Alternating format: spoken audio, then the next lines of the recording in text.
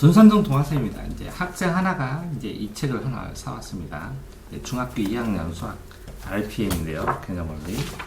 그 책을 딱 사면 저라면 어떻게 공부하냐? 그러면 첫 번째는 이 책의 구성과 특징을 봅니다. 항상 어떤 책이든. 근데 이거는 조금 수학책에 관련된 거지만 다른 책들도 이렇게 구성과 특징을 보는 건 중요합니다. 이제 구성과 특징이 이 책의 구성 방법, 특징이 있으니까 이렇게 공부했으면 하고 난 거는 공부법을 소개한 겁니다. 이 책의 구성과 특징이 어떤 책이든 다 있습니다. 구성과 특징이. 이 구성과 특징을 굉장히 많이 고민을 해요. 그래서 아이들이 순차적으로 공부하게 하는데 요 공부법과 관련된 게 가로 세로 공부법입니다. 가로 세로 공부법.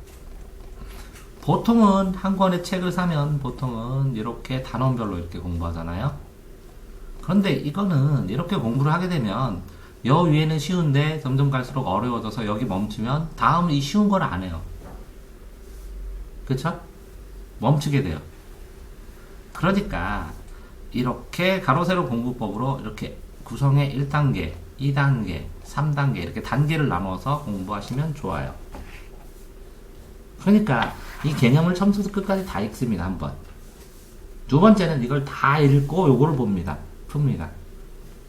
그런 다음에 이걸 몇 개 풀고 요거를 다시 풉니다. 그 다음에 이렇게 틀린 걸 쭉 보고 중요한 거, 여기 중요한 거 체크한 거, 이거 세 번째죠? 요거는 두 번째죠? 이걸 본 다음에 이걸 풉니다. 그러니까 이거를 처음부터 끝까지 푸는 거예요. 이 책 전체를. 이해됐어요? 그러면 이거를 하면 개념을 이해되는데 한 번 봐서는 이해가 안 되니까 두 번째 이거를 쭉 보면서 요걸 보면서 요거를 쭉 봅니다. 그럼 이거 한꺼번에 보면서 1, 2단계는 한꺼번에 나갑니다. 그러니까 실제로는 1단계 나가고 1단계, 2단계 나가고 1단계 간단하게 보고 2단계 나가고 3단계 나가고 1단계, 2단계 나가고 3단계 나가고 4단계 나갑니다. 이해되세요?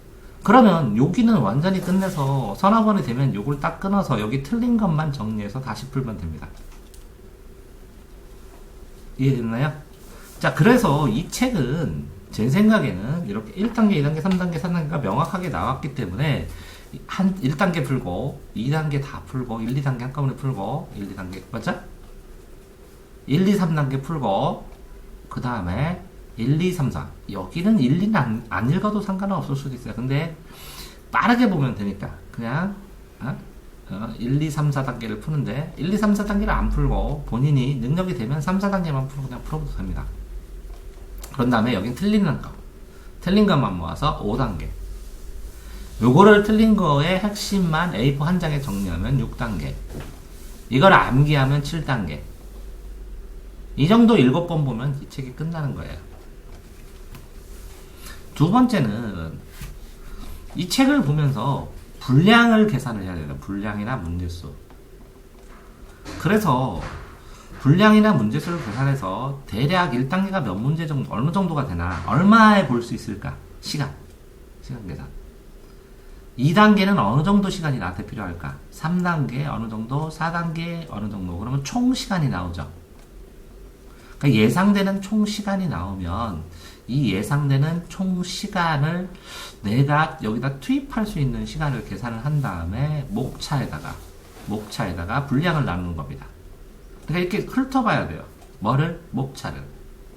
목차를 훑어보고 내용을 1단계를 훑어본 다음에 해도 돼요. 1단계를 다 훑어본 다음에 배추르륵 훑어봐서 어느 정도 시간이 걸릴까 계산을 해야 돼요. 먼저 분량을. 그래서 예상되는 시간에다가 내가 투입을 얼마큼 시켜야 되니까 하루에 몇 시간 해야 되냐? 아니면 오늘 다 할 거냐? 아니면 이틀 동안 다 할 거냐? 오늘 어디까지 할 거냐? 오늘 1, 2단계 하고 3단계까지 1, 2단계 다 하고 3단계까지 할 거냐? 그래서 3, 4단계는 어려우니까 내일 다 할 거냐? 이렇게. 이게 난이도 순으로 보니까 이거는 거의 그 한나절이면 될 것 같고요. 요거는 하루 걸릴 것 같고 요 뒤에 이 전체도 하루나 이틀이 걸릴 것 같아요. 그래서 분량상으로 하루 반나절 0.5일 걸릴 것 같고 개념만 읽는 거니까 그죠? 0.5일 요게 하루 요게 1.5일 요거 정리하는 거 0.51 이렇게 해서 0.51 1.52, 2.51, 2.51이나 3이라는 이거를 딱 한번 보면 적절할 것 같아요. 본인 능력에 비해서. 그러니까 예상 시간이 얼마나 걸릴까? 이게 힘듭니다. 조언해주기가. 왜? 이게 학생마다 다 다릅니다. 학생마다 다 달라요. 그리고 요것도 힘듭니다. 투입을. 그 학생 시간표를 모르면 얼마큼 시간을 투입할지 이걸 모릅니다. 학생마다 다릅니다. 그러니까 어떤 책을 이렇게 공부해라 얘기해 줄 수가 없는 게 이 학생의 투입 시간도 모르고 학생의 실력도 모르는 상황에선 조언 자체가 안 됩니다. 그래서 학생이 이걸 결정해서 목차에다 이걸 짜야 됩니다. 이렇게 목차에다가. 그래서 이거를 언제쯤 어디에서 공부하자. 언제 뭐라고요? 언제 어디에서 공부하다. 교재는 결정됐으니까.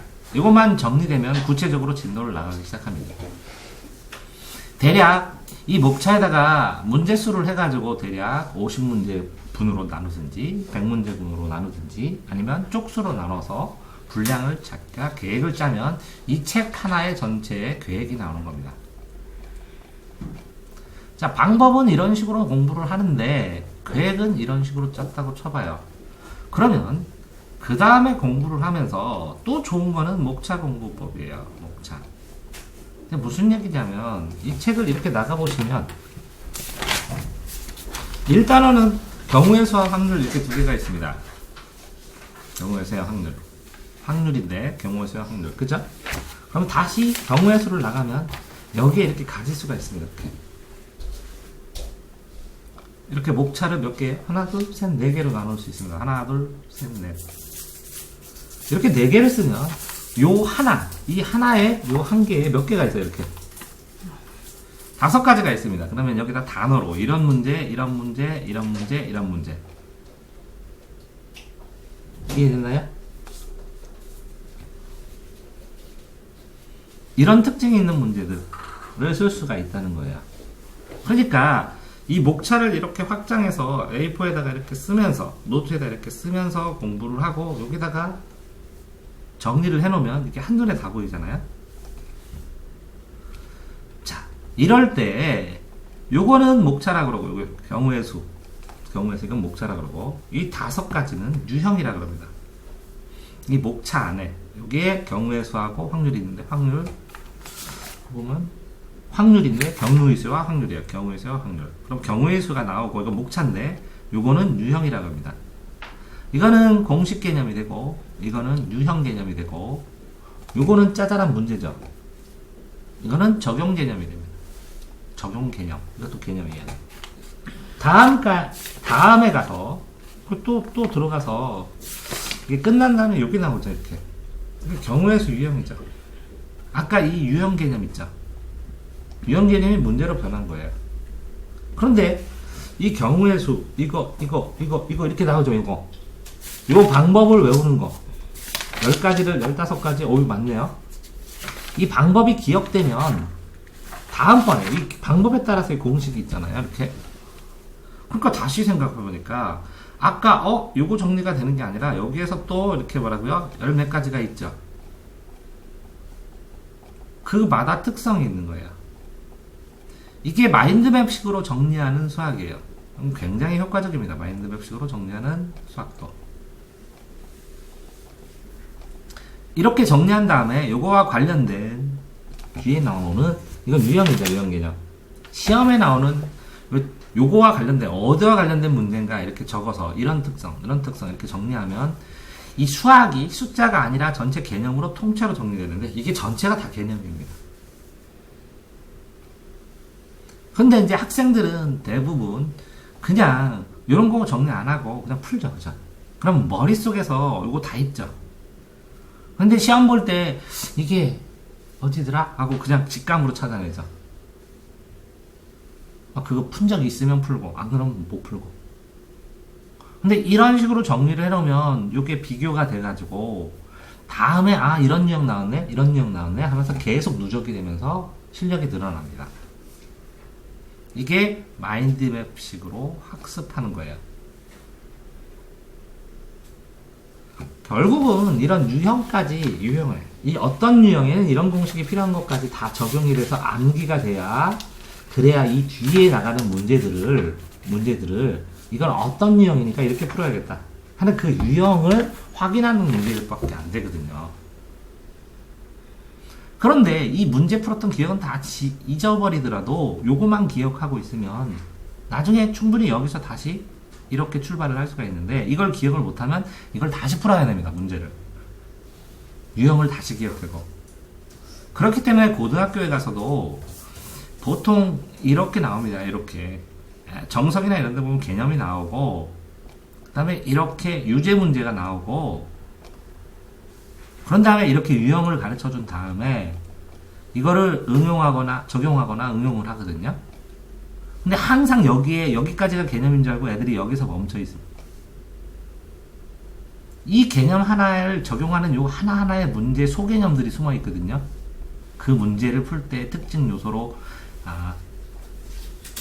이렇게 약간 가미되어 있는 다른 지역에 있든 다른 부분에 있는 개념들이 여기에 계산하는 법, 번분수하는 방법, 아니면 뭐 지수 계산하는 방법, 혼합 계산하는 방법 이런 것들이 여기에 숨어 있거든요. 이런 것까지 다 정리해야 됩니다. 그래야 요까지 끝나야 1차로 개념이 끝났다는 거예요. 그 다음에 이 무한 문제풀이를 할 때야만이 그제서야 이제 이걸 한번 끝난 거고 그제서야 요게 이제 점수가 오르기 시작하는데 아이들이 여기까지만 해요. 기본 실력. 기본 실력으로 하면 시험 문제는 이 부분이거든요. 응용 실력이거든요. 그걸 단련하는 연습을 해야 점수가 나오거든요. 연습이거든요. 그러면 이 유형을 완벽하게 외웠다가 입력이거든요. 이 응용 문제를 많이 풀었다가 출력이거든요. 그래가지고 입출력이 완성이 돼서 이렇게 점수가 나오게 무한 문제 풀이를 했다가 연습을 통해서 점수가 나오는 거거든요. 이게 훈련이고 단련이거든요. 그러니까 정말 중요한 뼈대는 뭐라고요? 이렇게 유형을 확실히 기억하는 거예요. 알겠죠? 이 유형을 뭐라 그래요? 목차라 그래요. 목차. 세부 목차. 됐나요? 그러니까 결국 4번. 어떤 책을 샀을 때 제일 첫 번째는 뭐를 본다고요? 구성과 특징을 보고 두 번째는 분량을 확인해서 내 능력과 맞게 해서 목차에 따라 분량을 나눠요. 나눠서 뭐를 하고요? 유형을 완벽하게 외워야 돼요. 유형을 마인드맵 방법으로 정리해야 돼요. 그러니까 이게 뭐라고요? 이렇게 가로 세로 공부법에서 세로가 아니라 가로로 여러 번 하고 분량을 나누어서 이렇게 목차에 있는 유형을 가로로 정리하고 예상을 하면서 계획을 짜서 유형을 완벽하게 외우고 이렇게 적응 방법까지 출력까지 해봐서 이 유형을 거꾸로 이렇게 출력을 해보니까 이 유형을 내가 이제 완벽하게 이해했다. 유형이 몇 가지가 있구나. 알게 되는 게 기본 공부가 끝났다는 거고 그 다음에는 이런 책에서 4번 수학책은 그렇게 돼 있어요. 중급 단계, 그 다음 단계, 그 다음 단계, 그 다음 단계 이렇게 있거든요. 책들이. 이런 책들의 단계가 있는 걸 보고 이렇게 여기까지 끝나면 이게 다 마스터가 된 거거든요. 하나가. 이렇게 마스터가 되면 그 다음에 이 책을 나갈 것이냐 아니면 요 책과 요 책의 중간 단계의 책을 찾아서 요 책을 찾아볼 것이냐. 왜? 요 아는 거는 꼈어. 이만큼은 알고 요만큼을 다시 공부할 수 있게. 그 다음 책을 찾는 거예요. 그래서 적어도 한 권, 두 권, 세 권 정도는 나가줘야 실력이 향상된 걸 느낄 수 있어요. 한 권만 봐서는 실력이 향상되지 않고 본인의 그냥 그 실력 그대로가 돼요. 그래서 이게 교재별로 커리를 짠다고 이걸 보고 교재별로 커리를 짜는 거예요. 그러면 이 교재별 커리를 짤 때 참고해야 될 게 뭐냐면 또 이 책의 다음 책의 구성은 뭐고 분량은 뭐고 목차는 어떻고 그럼 유형을 어떻게 나눠놨고 그걸 다 정리하는데 얼마의 시간이 걸릴까 이거를 생각해야 돼요. 이해됐나요? 자 그러니까 지금 왜 이걸 그럼 굳이 설명하느냐 본인이 수학책을 사는데 수학책을 형이 딱 줬어. 그래서 공부해야죠. 공부해야 되는데 이렇게 수학책을 고르고 사는 것도 본인이 이렇게 판단해서 사셔야 되는 이유를 설명하기 위해서 설명한 겁니다. 자, 그러면 요걸 다 푸는데 풀면 당연히 도움이 되죠. 왜 그러냐면 1학년 거 나갔으니까 2학년 거 나가고 3학년 거 나가도 되고. 그런데 이제 현재 본인 능력에서는 제 생각에는 수학을 아주 얇은 이 단계에서 아주 얇은 교과서가 있으면 교과서 바로 윗 단계를 하나 했어요. 그러니까 하위 단계는 하나 했는데 중급 단계를 해야 돼요. 중2 거도. 그 다음에 한 번쯤은 상위 단계도 경험을 해야 돼요. 중급 단계, 상위 단계. 1학년 거는 2학년 1학기 거는 본인이 하위 단계 걸로 했거든요. 근데 지금 이거는 하고 중하 단계 정도의 문제집이에요. 자, 이해됐나요? 그러니까 이거를 정리하는 건 나쁘지 않아요. 이걸 끝낸 다음에는 중2 단계 사와야 되고 그 다음에 최상위도 한번 도전을 해야 돼요. 도전을 잘하든 못하든. 그 다음에 중3 거를 넘어가도 돼요. 이거는 한 것만 하고 중3학년 1학기 거로 뼈대가 그러니까. 이해됐나요? 네, 정화쌤입니다.